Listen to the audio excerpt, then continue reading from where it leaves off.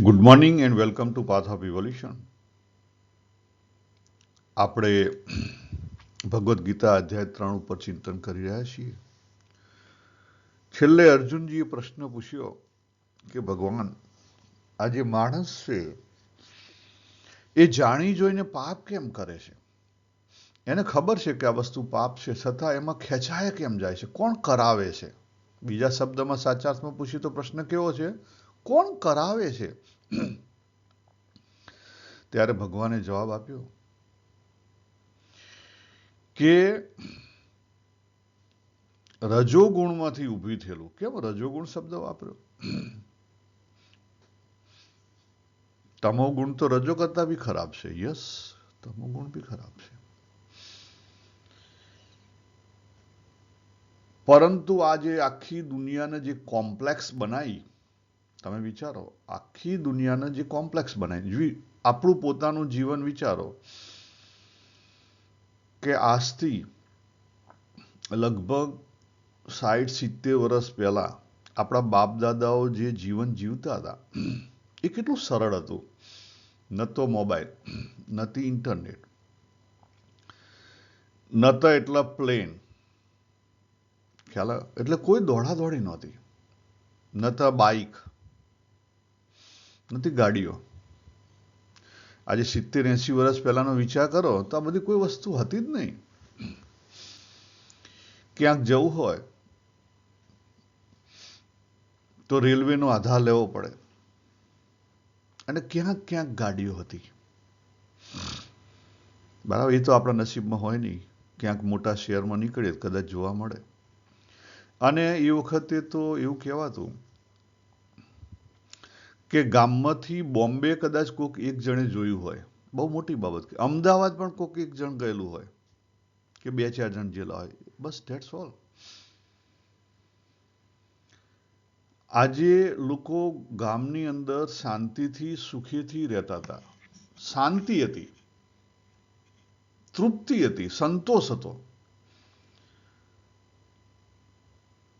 શાંતિ ને સંતોષ જે આજથી 100 વર્ષ પહેલા ગામની અંદર હતો,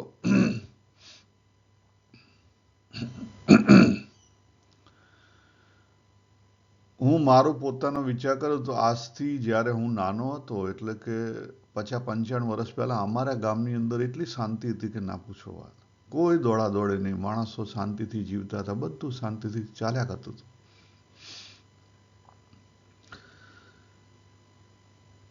અને શરૂઆતમાં તો લાઇટ પણ નહોતી આવી, એટલે બધા જ 6 વાગે દાડો હાથમાં જમીન પરવારી લે, ખ્યાલ આવે? અને એ શાંતિથી જીવન જીવતા હતા. ઘડીક બધી બેઠા બેઠા કંઈક વાતો કરે અને પછી સૂઈ જાય.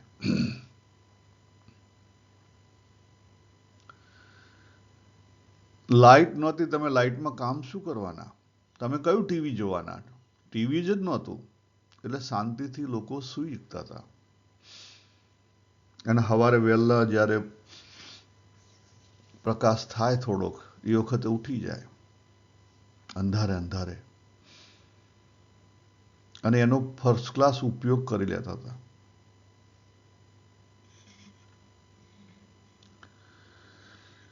તો આજે રજોગુણે આખી આજે કહેવાય ને, આજે જગતની જે કોમ્પ્લેક્સિટી ઊભી કરીને રજોગુણે ઊભી કરી.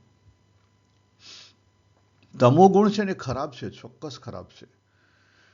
ખરાબ તો 3 ગુણ છે, જેટલું અતિ એટલું ખરાબ. બાકી તમોગુણ પોતે પણ ખરાબ નથી. આપણે રાત્રે ઊંઘ જોઈએ, તમોગુણ જો માપનો હોય તો કોઈ પ્રોબ્લેમ નથી. વધારે હોય તો પ્રોબ્લેમ છે, કારણ કે વધારે હોય તમોગુણ તો પછી એ આળસ અને નિદ્રા ઊભી કરે. આળસ અને પ્રમાદ બે વસ્તુ ઊભી કરે. આળસને લઈને પ્રમાદ છે ઇન રિયાલિટી. પ્રમાદ એટલે આપણને ખબર છે કે આ વસ્તુ ખોટી થઈ રહી, પણ છતાં આપણે કરીએ છીએ, એ પ્રમાદ. બરાબર? એટલે તમોગુણ વધારે જેનો હોય એ વ્યક્તિને પોતાને નુકસાન કરે.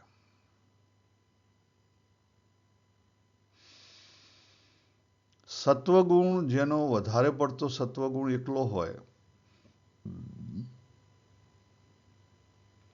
એ વ્યક્તિને પોતાને સારું કરે, પણ અધૂરો સત્વગુણ જે રજોગુણનો મળેલો અને અધૂરો તમોગુણ જે રજોગુણનો મળેલો હોય, એ બંનેની અંદર રજોગુણ વધારે હોય ત્યારે સમાજને સુધારવા જાય. આપણું જે વિજ્ઞાન છે એણે સમાજને સુધારવાનો પ્રયત્ન કર્યો. વિજ્ઞાનની સાથે બીજું કોણ આવ્યું? આપણા બધા જે ડાયા માણસો, જે બુદ્ધિશાળી માણસો, જેને જપ નહોતી એવા બુદ્ધિશાળી માણસો, દરેકે અલગ અલગ ઝંડા પકડ્યા.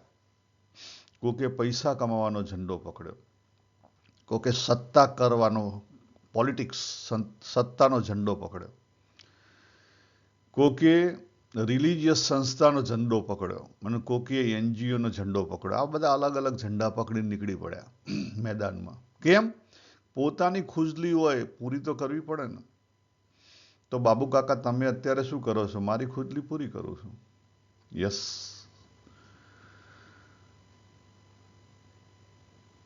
આ આપણે દરેકની અંદર એક ખુજલી રહેલી છે.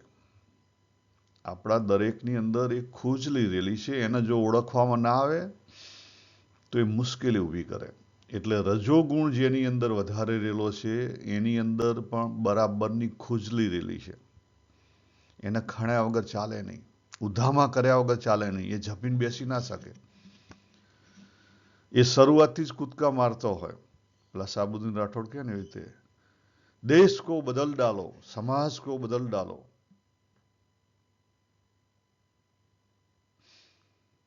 પછી ઘર કો બદલ ડાલો. ખ્યાલ? આજે ખુજલી છે. આજે જો કે આપણે પોલિટિક્સના લેવલે જુઓ તો બધા પોલિટિશિયનો આ કેવી રીતે પહોંચ્યા આટલી હદે? એક ખુજલી હતી, કંઈક એમને પુશ કરતું હતું. આજે નરેન્દ્ર મોદી આટલે પહોંચ્યા તો એ કેમ પહોંચ્યા? એમની અંદર ભરપૂર રજોગુણ છે એટલે પહોંચ્યા. ખેંચી ગયો. આજે તમે શું સમજો છો કે આજે ખાલી એક અહીંયા ઓકલેન્ડ કે બ્રિસ્બેન કે સિડનીની કે અમદાવાદના જે મ્યુનિસિપાલિટીનો મેયર હોય એ કેટલું કામ કરતા હશે? તમે વિચાર કરો તો જેને ખુજલી હોય, આયા હોય, એ લોકો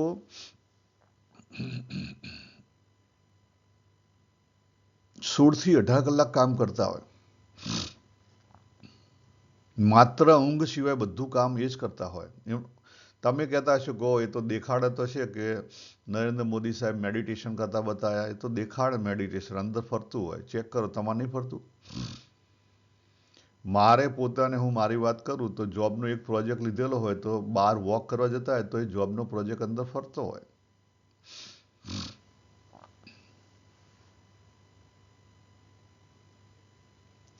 એટલે રજોગુણ છે આ દુનિયાની અંદર. એ રજોગુણે જે કામનાઓ ઊભી કરી અને એ કામનાઓને લઈ અને આપણે આ જગતના છેલ્લા 200 વર્ષથી બદલવાનો પ્રયત્ન કરી રહ્યા છીએ. હવે ઝડપથી બદલાઈ રહ્યું છે. હવે તો આર્ટિફિશિયલ ઇન્ટેલેક્ટ આવી ગયું, રોબોટો આવી ગયા, ડ્રાઈવરલેસ કારો આવી ગઈ. તમે કરશો શું? અને જ્યારે માણસની પાસે કંઈ કામ ના રહે ને ત્યારે પછી એનું મન છે ને એ શું થાય? હાવી થઈ જાય. અને મન હાવી થઈ જાય એટલે એ બે વસ્તુમાંથી એક વસ્તુ કરે. કાં વિચારીને ડિપ્રેશનમાં જાય, કાં પછી કંઈક બીજા ઉધામા કરે, તોડફોડ કરે, ગમે તે કંઈક ઉધામા કરે.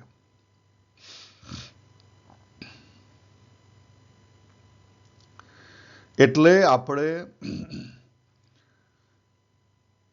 આ છેલ્લા 60-70 વર્ષથી જો જોવામાં આવે, તમે નજર પાછે વળીને કરો તો ખબર પડે કે આપણે પ્રગતિ કરી રહ્યા છીએ કે આપણે દુર્ગતિ કરી રહ્યા છીએ. આટલા બધા ડોક્ટરો વધ્યા, આટલી બધી હોસ્પિટલો વધી, દર્દ ઘટ્યા છે કે દર્દ વધ્યા છે? શા માટે? શા માટે? શું પ્રોબ્લેમ છે? ભગવાને પ્રોબ્લેમ બતાવ્યો પણ કોઈ સાંભળવા તૈયાર છે ના. આપણે આપણું જ સાંભળીએ છીએ, આપણે કોઈનું સાંભળતા નથી. માણસ સીધી રીતે ના માને, ઊંધો માણસ છે. માણસ સીધી રીતે ના માને, માણસ પોતે ઊંધો છે. હા, આ સંસાર પોતે ઊંધો છે. તમે કેવી રીતે કહો સંસાર પોતે? હું નથી કહેતો, ભગવાન કહે છે. જો 15મા અધ્યાયમાં ભગવાને શરૂઆત જ કરી, ઉર્ધ્વ મૂળ અધઃ શાખા. આખું આ સંસારનું ઝાડ છે, ઊંધું છે. આપણે બધા ઊંધા છીએ. એટલે આપણને સમજાતું નથી, આ બધી વાતો આપણને સમજાતી નથી. એનું કારણ શું છે? ઊંધા છીએ. અવળું જોવાની ટેવ છે, હવળું જોતા જ નથી, જોઈ શકતા જ નથી. તમે કેટલાય સત્સંગમાં જ્યાં છો, સત્સંગને પી ગયા છો, કદી સત્સંગ વાળાની વાત સાંભળી ના? અને સત્સંગ કેનારાની સ્થિતિ પણ એવી જ હશે. ખ્યાલ આવે?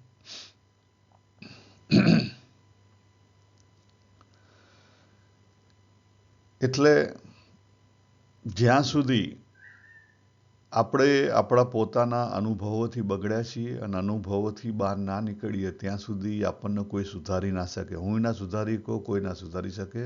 હું આ તમારા માટે નથી કરતો, હું મારા માટે કરું છું.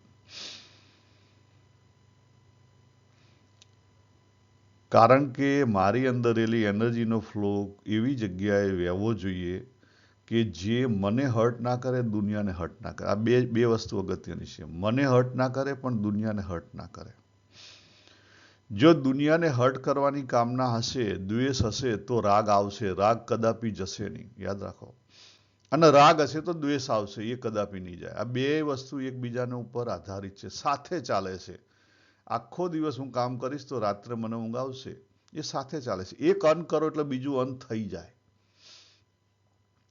તમે કહો કે હું તો ખાલી મારું ફેમિલી શાંતિથી જીવે એના માટે આ બધા બહુ જે પ્રયત્નો કરું છું, આ ધંધો કરું છું કે આ નોકરી કરું છું,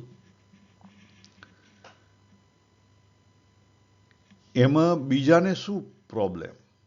તમે સપોઝ નોકરી કરતા છો, ઇન્ટરવ્યુ આપવા જ્યાં છો, 10 જણા છે, તમે કોમ્પિટિશનમાં છો કે નહીં? તમે એક નાની દુકાન ચાલુ કરી, બીજી 10 દુકાનવાળા ત્યાં હાજર હશે, તમે કોકની કોમ્પિટિશનમાં ઉતર્યા કે નહીં? કેમ ઉતર્યા? તમારે તમારું ખેંચી લેવું છે અને એને એનું ખેંચવું છે. બંને ખેંચવા માટે તૈયાર છો. આ દુનિયા પરની એનર્જી છે ને, એનર્જી નવી પેદા થતી નથી કે મરતી નથી. ખ્યાલ આવે? એનર્જીનું રૂપાંતર થાય છે. એટલે આપણે રિસોર્સિસ ખેંચો એટલે બહાર જે પ્રકૃતિમાં ઇમ્બેલેન્સ થાય, ઇફેક્ટ થાય, એ પ્રકૃતિની ઇફેક્ટ છે ને બીજા લોકોને અસર કરે અને તમને પોતાને પણ અસર કરે. યાદ રાખો, આપણો આ જે જન્મ થયો છે ને એ આપણી અધૂરી અતૃપ્ત વાસનાઓનો લઈને થયેલો છે. અતૃપ્ત વાસનાઓ ક્યાં રહેલી છે? પ્રકૃતિમાં, કોકની જોડે.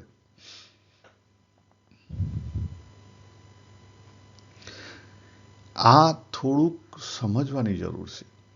એટલે કામનાને લઈ અને પ્રોબ્લેમ છે. હવે બીજું એક સત્ય કહું તમને, ભગવાને જે કીધું છે, હું નથી કહેતો કંઈ.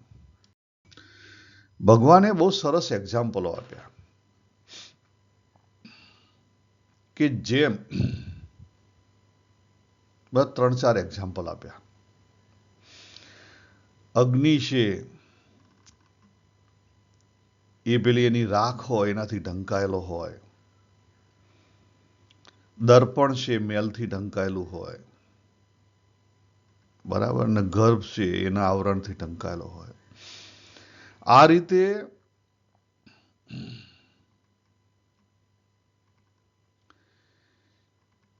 રીતે આપણું જે સાચો પ્રકાશ છે, ચેતન શક્તિ, એ ઢંકાયેલી છે. શું છે? ઢંકાઈ ગઈ છે. એ નથી એવું નહીં. કૂવાની અંદર પાણી છે, લીલના કારણે ઢંકાઈ ગયું છે.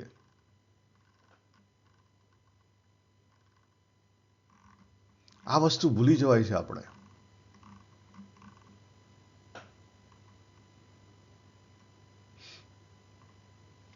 આપણી અંદર જ્ઞાન ને વિજ્ઞાન બંને છે જ, નથી એવું નહીં. પરંતુ જે કામ છે, કામના છે, એ એને ઢાંકી દે છે. જેમ સૂર્ય છે વાદળોએ ઢાંકી દીધો, અથવા રાત્રિ પડી એટલે ફરી ગયા એટલે ઢંકાઈ ગયો, એ છે જ. જ્ઞાન અને વિજ્ઞાન, જે ભગવાને જે જ્ઞાન અને વિજ્ઞાનની 7મા અધ્યાયથી વાત કરીને, જ્ઞાન અને વિજ્ઞાન. જ્ઞાન એટલે અહીંયા ભગવદ્ ગીતાના સંદર્ભમાં કહીએ તો વિવેક બુદ્ધિ, અને વિજ્ઞાન એટલે આપણો અનુભવ જ્ઞાન. વિવેક બુદ્ધિ વાપરવાથી જે અનુભવ જ્ઞાન થાય એ વિજ્ઞાન, બીજો અનુભવ નહીં. અત્યારે આપણે ગોળ ખાઈએ, ગળ્યું લાગે એ અનુભવ નહીં, એ ઇન્દ્રિયનો અનુભવ છે, એ મન બુદ્ધિનો અનુભવ છે. કારણ કે કોકે આઈડેન્ટિફાય કર્યું કે આને ગોળ કહેવાય અને આ વસ્તુને ગળી કહેવાય, એટલે એ પ્રમાણે આપણે એને ટેસ્ટ કર્યો. પણ કયો જ્ઞાન વિજ્ઞાનનો કયો અનુભવ? એક અનુભવ તમને કહું, દરેકને થતો હશે. સવારે તમે ઉઠો, શાંતિથી ઉઠજો, પ્રેક્ટિસ કરો. શાંતિથી ઉઠ્યા પહેલી જે ક્ષણ છે, સૌથી પહેલી ક્ષણ, એ પહેલી ક્ષણમાં તમને અનુભવ થશે તમારા પોતાના અસ્તિત્વનો. હું છું. અને આ અનુભવ રોજ કરજો. હું તો રોજ કરું છું. એ અનુભવ તમને એક વસ્તુ યાદ દેવડાવશે કે આ હું છું એને કોઈ વળગણ નથી, એને કોઈ વળગણ નથી. એ હું છું એ આપણી પ્યોર ચેતના છે.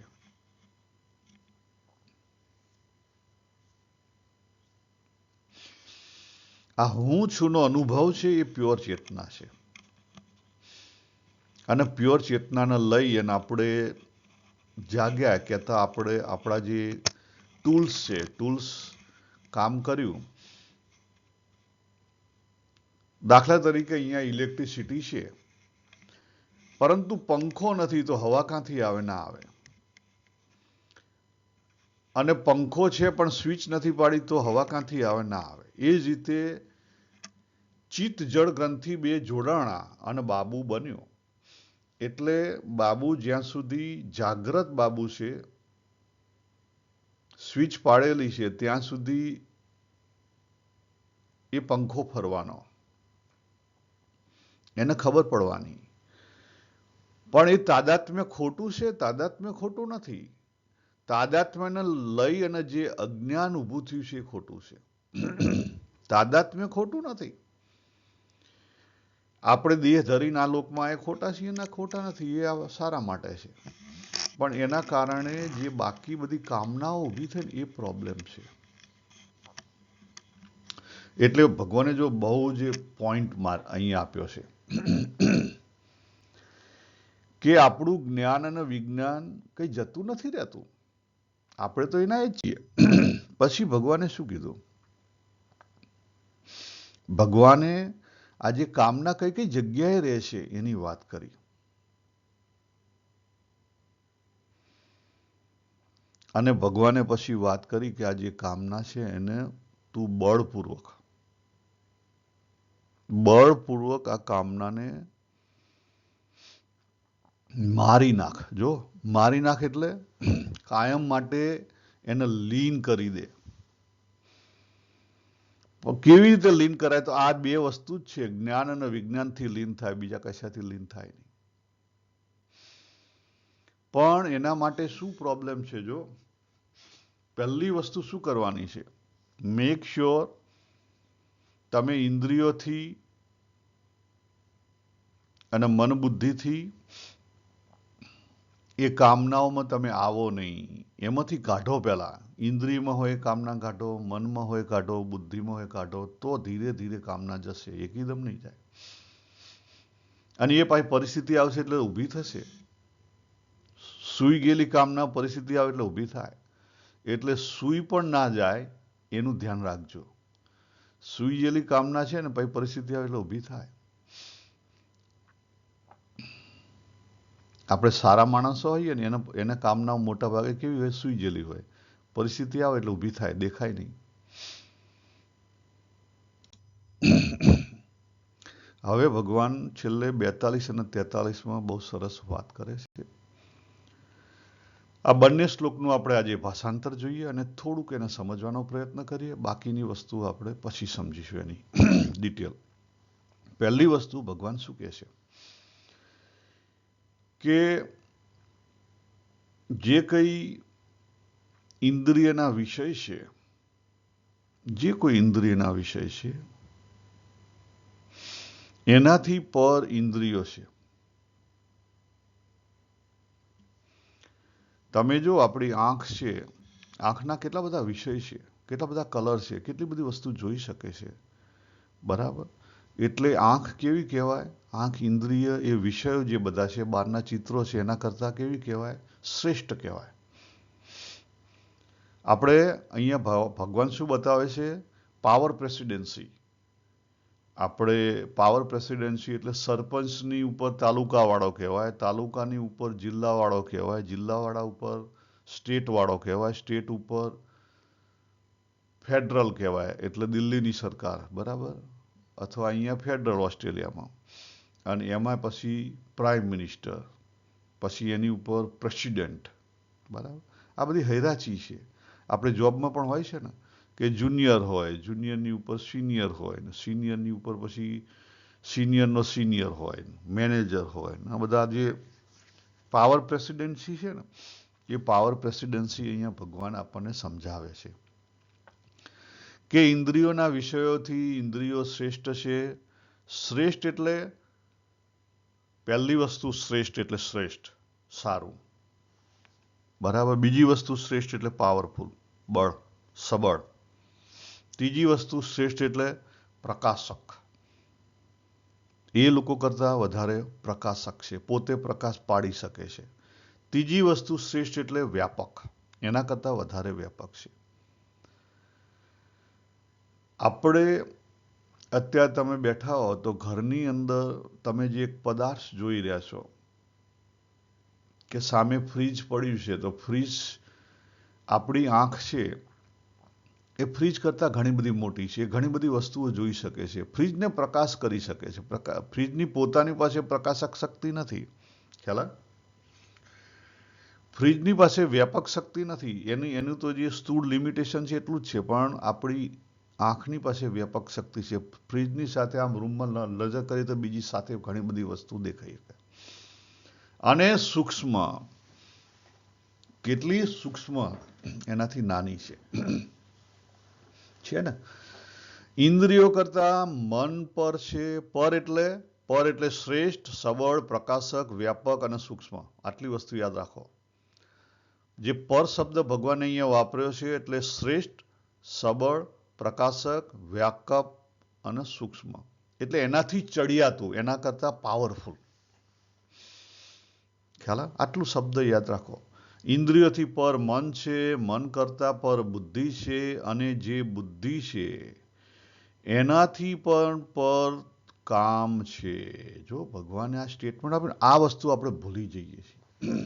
આ લોકની અંદર આપણે આ વસ્તુ ભૂલી ગયા છીએ.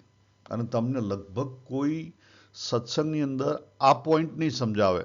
બુદ્ધિ કરતા પણ પર કામ છે.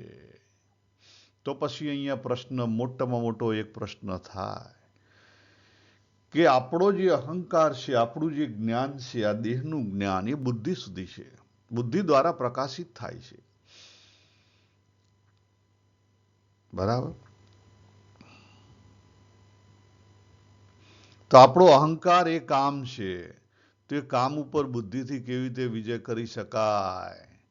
એ અહંકાર ઉપર બુદ્ધિથી કેવી રીતે વિજય મેળવી શકાય? That's a question. આપણે આવતીકાલે જોઈશું એને. બરાબર.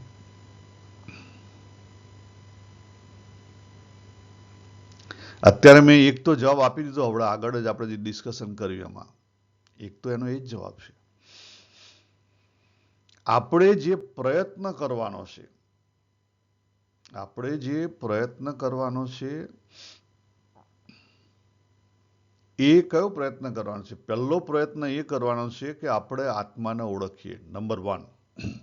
સોરી, આપણે અહંકારને ઓળખીએ, નંબર 1.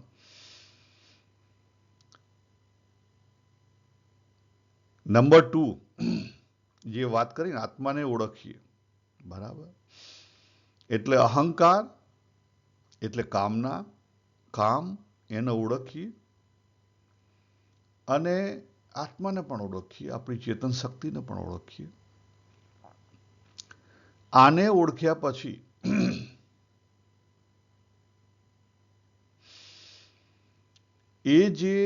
એને જે આવરણ ઊભું કર્યું છે ને, એ આવરણ તોડવાનો પ્રયત્ન કરીએ ધીરે ધીરે ધીરે ધીરે.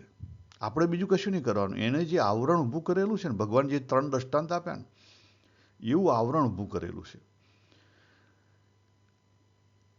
મન અને બુદ્ધિ ખરાબ નથી, પણ એની ઉપર જે ભગવાને એવડો દ્રષ્ટાંત આપ્યું ને, મેલ જામી ગયો છે, ધૂળ જામી ગઈ છે. ધૂળને ધીરે ધીરે ધીરે સાફ કરી દેવાની છે, ધીરે ધીરે. આખા પ્રકરણની અંદર ભગવાને એ ધૂળને કેવી રીતે સાફ કરવી એની જ વાત કરી છે. ધીરે ધીરે ધીરે એને સાફ કરી દેવાની. અને ધીરે ધીરે આપણે એને સાફ કરી દઈએ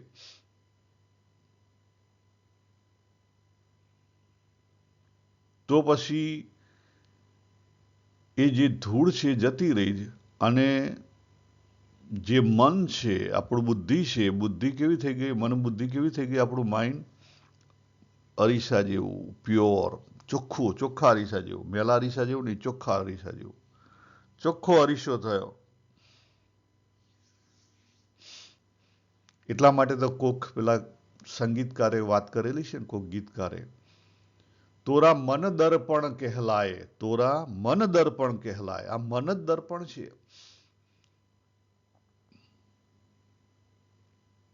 ખ્યાલ આવે? તો શું થશે? ઓટોમેટિકલી એ જે કામ છે ને, એ કામ ડિસેપિયર થવા માંડશે. જેવી ધૂળ ડિસેપિયર થશે, એવો કામ ડિસેપિયર થશે. અને એક ક્ષણ એવી આવશે કે જ્યાં ધૂળ રહેશે જ નહીં. તમે જો અરીસો ક્લીન કરતા હો, અરે તમારા લેપટોપનો સ્ક્રીન ક્લીન કરતા હો, તો ધીરે ધીરે તમે ક્લીન કરો તો એક ખૂણો એવો આવે કે બધી કમ્પ્લીટલી ક્લીન થઈ જાય. કમ્પ્લીટલી ક્લીન થઈ ગયો એટલે ધૂળ આખી જતી રહી. ધૂળ આખી જતી રહી એટલે પછી કામને પ્રકાશવા માટે કંઈ રહ્યું જ નહીં. શક્તિનું પરિવર્તન થઈ ગયું. શું થઈ ગયું? શક્તિનું પરિવર્તન થઈ ગયું. એટલે પેલું છે ને સમર્પણ. અહીંયા યાદ રાખો, સમર્પણ. સમર્પણ કરશો શોનું? તમારે સમર્પણ કરવું છે. સમર્પણ કરશો શાનું? તો કે સમર્પણ તમે તમારા અહંકારનું કરશું. પણ અહંકારનું સમર્પણ કરશો કેવી રીતે? અહંકારનું સમર્પણ અમે કોઈ ક્રિયાથી કરશું. અહંકારનું સમર્પણ ક્રિયાથી થાય નહીં. સમર્પણ એ એવી વસ્તુ નથી કે તમે જે એચીવ કરી શકો કોઈ ક્રિયાથી. દાખલા તરીકે અહીંથી આપણે વોક કરતા સુપર માર્કેટમાં જવું હોય તો ક્રિયા કરવી પડે વોકિંગની. સમર્પણ એવું નથી કે તમે વોકિંગની ક્રિયા કરો એ પ્રમાણે તમને એચીવ થાય. ના, ટાઈમ કે તમારા બળથી એ રીતે એચીવ ના થાય. મેં કીધું ને અત્યારે એ રીતે એચીવ થાય. ધીરે ધીરે ધીરે ધીરે કામ છે, કામ ડિસેપિયર થતો જાય. અને જેવો કામ ડિસેપિયર થઈ ગયો કમ્પ્લીટલી, એટલે ઓટોમેટિકલી સમર્પણ આવી ગયું. ઓટોમેટિકલી સમર્પણ આવી ગયું. તમે એમ કહેતા હો કે હું ભગવાન કૃષ્ણને સમર્પિત છું, કે ભગવાન સ્વામિનારાયણને સમર્પિત છું, કે મારા ગુરુને સમર્પિત છું. ચેક કરો કેટલા સમર્પિત છો. સમર્પણમાં પર્સન્ટેજ ના હોય. તમે પર્સન્ટેજ સમર્પણ ગણાવી શકશો. ચેક કરો. આપણે વાત તો કરીએ છીએ કે તમારા માટે આ માથું હાજર છે, પણ એ માથું જ મુકાતું નથી. માથું એમના ખોળામાં મૂકીને રડી તો શકીએ છીએ, પણ એ કેવું છે? એ સમય પૂરતું છે. એ જ સમય પૂરતું છે, કાયમી નથી. ચેક કરો, તમે જાતે ચેક કરો. મેં તો ચેક કરેલું છે. અને એક વાર સમજણ થઈ જાય, આ રીતે ચેક થઈ જાય, પછી તમારે કશાની જરૂર નથી. પછી શાસ્ત્રની જરૂર નથી, ગુરુની જરૂર નથી, કોઈની સમજણની જરૂર નથી. એક વાર તમને સમજાઈ ગયું કે આ વસ્તુ છે, પતી ગઈ વાત. પછી તમે ચાલવાના માર્ગ ઉપર. પછી અંતરામ, જે અંદર જે ભગવાન બેઠેલા છે, એ જાગી ગયા. બહારના ગુરુએ અંદરનો દીવડો સળગાવી દીધો. પછી બહારના ગુરુની જરૂર નથી, બહારના કોઈની જરૂર નથી, બહારના ભગવાનની જરૂર નથી, કઈ જરૂર નથી. એ દીવડો ચાલવાનો, ધીરે ધીરે ધીરે ધીરે ધીરે તમને છેક ખેંચી જશે. પછી શું કરવાનું? પછી એક જ વસ્તુ કરવાની, ગંગા સતીએ કીધી, અભ્યાસ જાગ્યા પછી બહુ ભમવું નહીં. પછી કઈ આ લોકની અંદર પછી રસ નહીં લેવાનો, નહીં તો ગયા.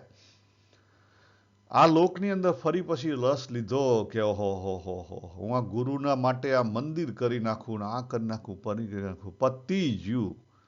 ભગવાને જે વાત કરી ને વડે અભી હાલ જ, એ રજોગુણ ઉભો થયો, મંદિર કરવા માટે રજોગુણ ઉભો થયો. હા, અને એ પછી તમને હકે ઝપી નહીં બેહવા દે, માન નાખશે. તો તમે એમ પ્રશ્ન કરો કે મંદિર કરવું એ ખોટી બાબત છે? મંદિર કરવું એ ખોટી બાબત નથી.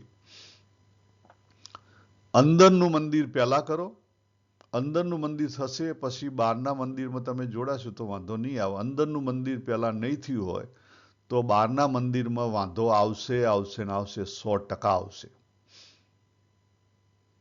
તો પછી તમે મંદિર બનાવીને લખશો કે હવે બિરલા ટેમ્પલ્સ, મારું ટેમ્પલ્સ મેં કર્યું, કોકની જોડેથી પ્રશંસાની ઈચ્છા રહેશે અને એના માટે જ કરશો. અને નહીં મળે તો અંદર પસ્તાવો થશે, 100%. લખી રાખો.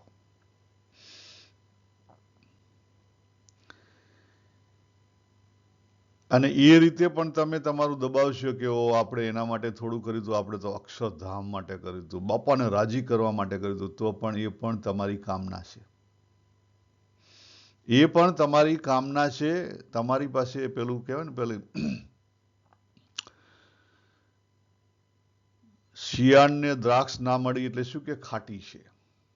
ખ્યાલ? એવી વસ્તુ થશે, યાદ રાખો. ઓળખો, હજી જાગો, હજી જાગો.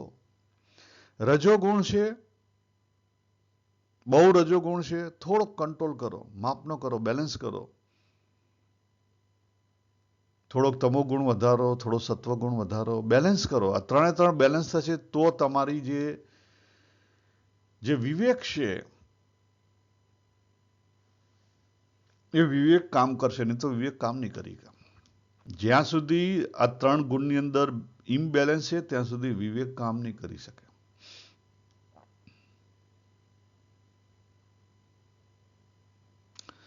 તમોગુણ એ રજોગુણનો ઓપોઝિટ છે. એ ઓટોમેટિકલી રજોગુણને કંટ્રોલ કરે. અને રજોગુણ બીજી રીતે કયો કંટ્રોલ થાય? રજોગુણ જ્ઞાનથી કંટ્રોલ થાય, વૈરાગ્યથી કંટ્રોલ થાય. રજોગુણ વૈરાગ્ય આવે, પણ વૈરાગ્ય આવે ક્યાંથી? જ્ઞાનથી, અનુભવ જ્ઞાનથી. અનુભવ જ્ઞાનથી જો તમે વૈરાગ્ય ઉભો કરો તો ઓટોમેટિકલી તમારો રજોગુણ કંટ્રોલમાં આવી જાય. આવી જાય, હા, 100% આવી જાય. તમે કોઈક સંસ્થામાં જોડાઈને રાત દાડો દોડતા હો અને તમે એક જ વાર નક્કી કરો કે હું આ વસ્તુ કરવા આવેલો છું, અથવા આ હું શા માટે કરું છું, આમાંથી મારે શું મેળવવું છે, એ મને મળ્યું, એના મેળવવા માટેનો કયો રસ્તો છે એનો વિચાર કરો. હું તો કહું છું કે તમે 10 ફેક્ટરી ચલાવતા હો તો એ 10 ફેક્ટરી ચલાવો. એ 10 ફેક્ટરીમાંથી નીકળવાના 2 રસ્તા. એ 10 ફેક્ટરીમાંથી નીકળવાના 2 રસ્તા. ચલાવશો એ પ્રોબ્લેમ નથી, પણ એની જે કામના છે 10ની 11 કરવી છે, 11ની 20 કરવી છે, એમાંથી નીકળવાના 2 રસ્તા. દરેક જગ્યાએ આપણે 2 રસ્તા હોય. 2 જગ્યાએથી આપણે જીવ આપણે જે વૈયક્તિક છીએ એમાંથી સમષ્ટિમાં બે જગ્યાથી જઈ શકીએ. એક માથે ઉપરથી જઈ શકીએ, એક નીચેથી જઈ શકીએ. 2 જગ્યાથી જઈ શકીએ. પહેલો રસ્તો છે એમાં તમે એટલી હદે કામ કરો, એટલી હદે કામ કરો અને પછી અઠવાડિયું 10 દિવસ બધું જ મૂકી દો. 2 અઠવાડિયા બધું મૂકી દો. નો મોબાઈલ, નથી, કશું જ નહીં. ખાલી ચિંતન કરો, આત્મચિંતન કરો કે મેં આ 40 વર્ષ મારા લોહીનું પાણી કરીને આખું સામ્રાજ્ય ઊભું કર્યું. નહીં બૈરા જોડે બેઠો, નહીં છોકરા જોડે બેઠો, કોઈની જોડે બેઠો નહીં, આખું સામ્રાજ્ય ઊભું કર્યું. મને મળીશું અને શા માટે મેં ઊભું કર્યું? તો પહેલી વસ્તુ કે તમારો મોહ હતો એટલે તમે ઊભું કર્યું. બરાબર છે, મોહ હતો એટલે ઊભું કર્યું. કામના હતી એટલે ઊભું કર્યું. યસ, બરાબર. પણ આ જે કામના છે ને એ એક જ સેમ સીડી છે, એ પ્રેમની. મોહ અને પ્રેમ એક જ સીડી ઉપર છે. પ્રેમ ઉપર લઈ જાય, મોહ નીચે લઈ જાય.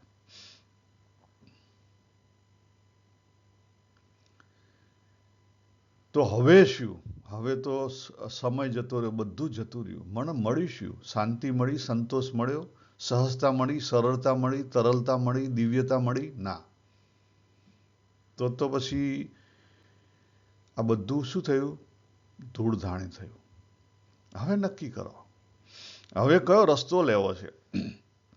આના રસ્તાથી તમે મૂકી કયું છે નહીં કામ, તો કામમાં એટલી હદે જો, એટલી હદે જો, એટલી હદે જો, જેથી કરીને તમારું માઇન્ડ પાગલ થઈ જાય. તો તમને એથી પરનો રસ્તો દેખાઈ આવે કે સારું, આ રૂપિયા છે, રૂપિયા કોઈ કામના નથી. અંદરથી વૈરાગ્ય પેદા થાય ને મૂકી જાય. આટલા બધા રૂપિયા કોઈ કામના નથી. અંદરથી જો ચોખ્ખો વૈરાગ્ય પેદા થાય તો ઓટોમેટિકલી પછી મુકાઈ જાય. પછી તો દેશ વિદેશ બધું ફરવાનું બંધ થઈ જાય. ઘરની અંદર તમે જ્યાં છો ત્યાં તમને પરમ શાંતિ અનુભવાય. આ જ્ઞાનનો વૈરાગ્ય આવી ગયો. એટલે તમે બહુ જ પ્રયત્ન કરો. તમારો કાંટો છે 6 થી ઉપડ્યા, તમે અત્યારે 8, 9 છો, એથી ઉઠાયો, બરાબર પ્રયત્ન કર્યો, બરાબર પ્રયત્ન કર્યો, પાગલ થઈ જાઓ એટલો પ્રયત્ન કર્યો, ચિંતન કર્યું. અઠવાડિયે 10 દિવસ ચિંતન કરો અને એમાંથી તમને જ્ઞાન થઈ ગયું કે આ બધું ખોટું છે. આ બધું ખોટું છે તો તરત મુકાઈ જશે. એટલે સીધા 12 ઉપર પહોંચી ગયો તમારો કાંટો. ખ્યાલ? પાણી વરાળ થઈ ગયું. પછી એક જ્ઞાનનો વૈરાગ્ય આવ્યો, પૂરું. અથવા પછી બીજો પ્રયત્ન કરો. આ જ વસ્તુ કરવાની છે, પણ બીજો પ્રયત્ન કરો. નીકળ્યો તમને જે ફાવતો હોય શરણાગતિનો. બસ હવે આપણે અમુક કંઈ કરવું નથી, બહુ થઈ ગયું. એટલે ધીરે ધીરે ધીરે ધીરે ધીરે ધીરે ધીરે ધીરે મૂકી દો. તમારે પછી એને ગાંડા થવાની જરૂર નથી. એમાં ધીરે ધીરે ધીરે ધીરે મૂકી દો. પેલું આંચકા હાથે મુકાય, આ ધીરે ધીરે મુકાય. પણ ધીરે ધીરે મૂકવામાં પરીક્ષા બહુ થાય. પણ મુકાઈ જાય. મૂકવું હોય તો મુકાઈ જાય, 100% મુકાઈ જાય. એટલે બુદ્ધિ કરતા પણ જે કામ છે, ઓળખીને પોતાના દ્વારા પોતાને વશ કરજો. આ બહુ અગત્યનો શબ્દ છે. બુદ્ધિથી પર કામ છે, બુદ્ધિથી કંટ્રોલમાં ના આવે તો કોનાથી કરવો પડે? આ જીવથી, હું શું એ અનુભવથી કરવો પડે. આ હું શુંનો જે વિસ્તાર છે, આપણા સ્વભાવો, આપણો પ્રેમ, આપણો મોહ, આ બધો હું શુંનો વિસ્તાર છે, એને ઓળખવું પડે સાચી રીતે. તો